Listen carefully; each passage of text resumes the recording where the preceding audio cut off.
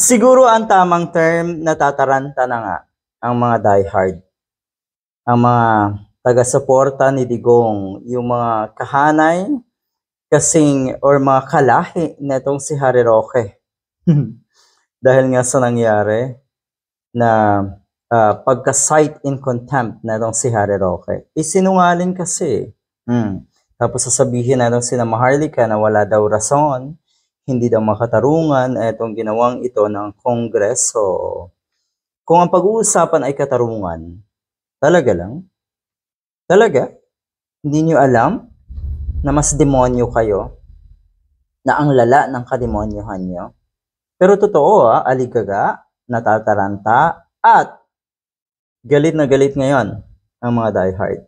Kung madalas ay galit ang pinaiiral nyo, lalo kayong babagsak. Sige lang. Natutuwa kami at kayo ay galit na galit. Kung yan ang intensyon na kayo ay galitan, good job. Good job doon sa mga taong pilit kayong ibinabagsak dahil dapat bumagsak ang kasamaan. Yan kasi ang madalas nilang rason, palusot, binabagsak daw, politically motivated, political harassment. Hindi naman siguro, pero totoo, hindi naman political harassment na matatawag, pero totoo na dapat kayong bumagsak. At ang panahon na mismo ang magsasabi na kayo ay pabagsak na dahil hindi dapat talagang manaig ang kasamaan. Galit na galit itong mga to ngayon. Ito, napakagandang balita, 24 hours lang, pero yun nga, ito ay isang malaking or magandang step. Nakikita natin na ginagawa ang trabaho ng Kongreso. Hindi sila patitinag sa isang puno ay pang-international na si Harry Roque. Pang-international. Biro mo pang-international ka, magaling ka kung lawyer, pero eto ka ngayon. Eto ka ngayon. At yung mga kasamahan mo, sigurado ay ilalaglag ka rin. Nahuli na yung kapatid ni Alice Guo at etong si Cassandra Leong. Leong ba? Anyway, kung ano man. Eto yon, Kabayan Party List Representative Ron Salo moved to cite Roque in contempt, and House Squad Committee Chairperson and Surigao del Norte Representative Ace Barbers ruled that the motion was carried following a lengthy debate among committee members. Yan. Kaya pala itong mga pangalan na ito ay binabanggit na ng si Maharlika sa kanyang page. At yan nga, pinagmumura. Makikita natin. Pinagmumura na itong si Maharlika. Labas na daw sa kalsada. Kailangan daw na sugurin ang Kongreso. Buwaka ng inaka, Ron Salo, demonyo ka. You see, kayong mga demonyo, ang kakapal ng mukha.